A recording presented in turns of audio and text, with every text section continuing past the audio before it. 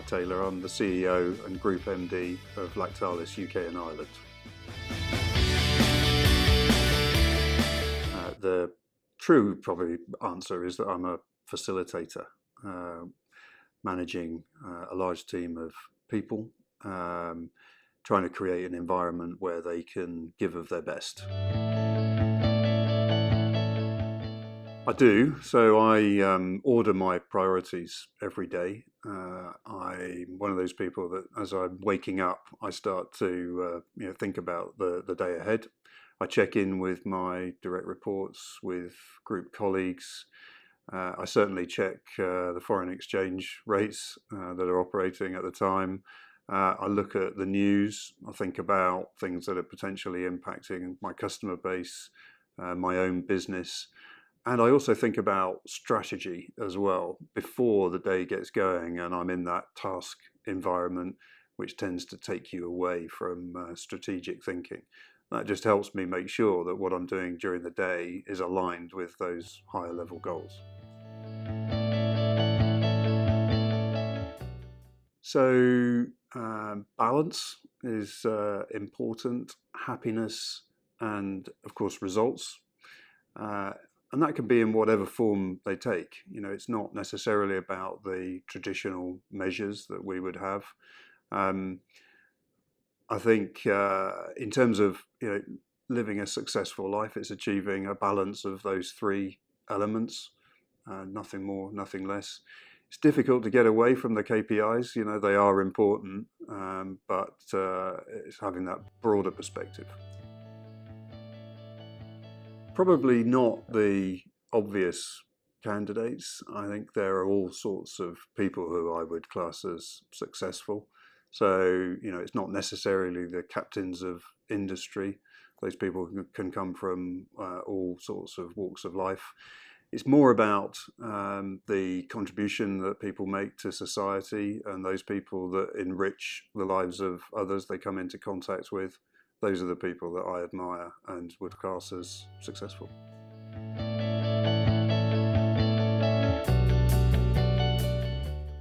So, listening to understand, I think you can be, super, super bright, but emotional intelligence is really important. And that's something that I look for in everybody that I come into contact with and I work with. And certainly people that are in my senior team would have to have that skill. So together with emotional intelligence, it's the ability of people to take others on a journey with them. I think that's an absolutely critical skill for leaders to have. And there's multiple ways in which they do that. I think it's also interesting that today, as I understand it, organisations like the BBC don't even ask people, candidates, for roles there, what degree they've got or what level they've got, which I think is a fascinating development. I wish it was like that when I was going for my first jobs, because until I got my master's degree, I guess my education on my CV would have looked a bit light. So what they're looking for is that emotional intelligence gene, that awareness, the ability to communicate with people and take others on a journey with you to be able to be an effective influencer.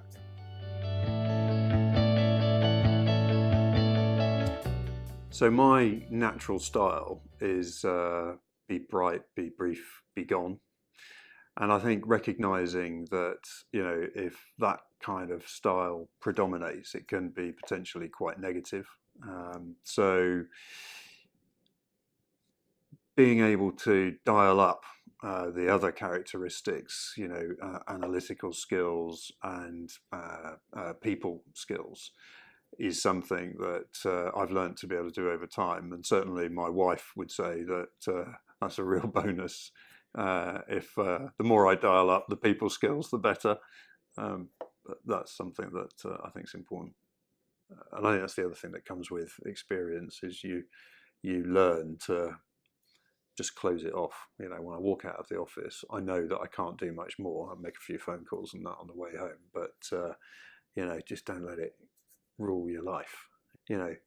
when people are off here, they're off. They don't get. I never phone anybody, and I expect to be treated the same way. And I've got to say, the group are fantastic at that as well.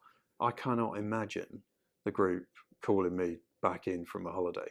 It would be unheard of. And I think that is brilliant, because that means that that when you're off and you can relax. So building high-performing teams would be something that I'd be most proud of. I've now been able to do that consistently in a number of roles. I think also finding new and better ways of doing things is something that I'm always challenging any organisation on, particularly around the use of IT to do the heavy lifting. So that would be probably 2 years ago. It felt as if we had a number of people in the canoe that were paddling in different directions. So we weren't steering a straight course towards our objectives. So getting everybody pointed in the same direction, aligned behind very, very clear goals and a clear strategy around simplification of the business and focusing on the things that really matter, has been the most significant change that we've managed to deliver.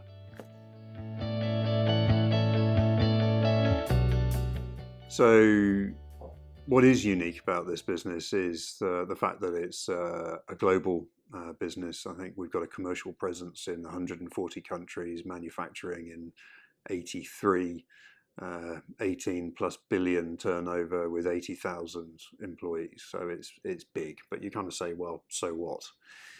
The key thing that it does differently is that it can provide that global insight. If you want to know, what it's like to be working in the dairy industry in China or India or Africa or Ecuador, then we know, because we're there. And whether or not a lot of those insights are absolutely relevant to what's going on with our customers in the UK or consumers in the UK, there's often insight that you can draw from that. The Lactalis business is massively focused on detail. We are brilliant at doing the detail, very, very focused and totally consistent. And totally consistent in the way we manage the business, no matter what country you're in. So, I could go to India, sit down with the CEO for the business in India, and go through his numbers, reporting format, and it would be identical to mine. So I could understand the shape and structure and the challenges that he's got within that business very, very easily indeed. I think that's massively valuable. And of course, this is a family business, so it takes a long view. And it really is a family, and the culture is very much family orientated. When you're outside this business, it's very difficult to see into it. But when you're inside it, you have access all areas, flat management structure. I get to see the owner in person a number of times a year, and it really does feel like a family, which I think is massively valuable. So don't do everything, or try to do everything all at once, and don't try to do everything yourself. Empower people, trust people, and delegate to the wider team. You'll cover an awful lot more ground more quickly. It will be less stressful, and the organisation that you're in will be more resilient. Be the best informed person in the room. And if you can't be, listen and learn. That's really easy. I think one of the most amazing innovations is apps. So, and everybody knows that there's virtually an app that can do everything. And I enjoy technology. I'm always asking the question, how can we do this, easier, quicker, faster, and more efficiently?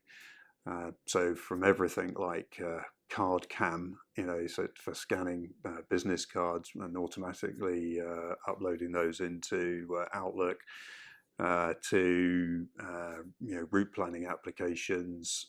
There's a myriad of things out there for a few pence or a couple of pounds each that can make your life a lot easier. Brexit would be the thing that I'm probably most excited about. And why would that be? Well, change is good, and I think change creates opportunity. And it is very easy to be negative about it. When you start thinking about the issue differently and trying to understand what the potential opportunities are and how to turn those to your own advantage, the business's advantage, then there are potentially some things that it will act as a catalyst for. And I view that very positively. And some of those things could be very, very significant for this business. So, yeah, embrace change and see that as an opportunity.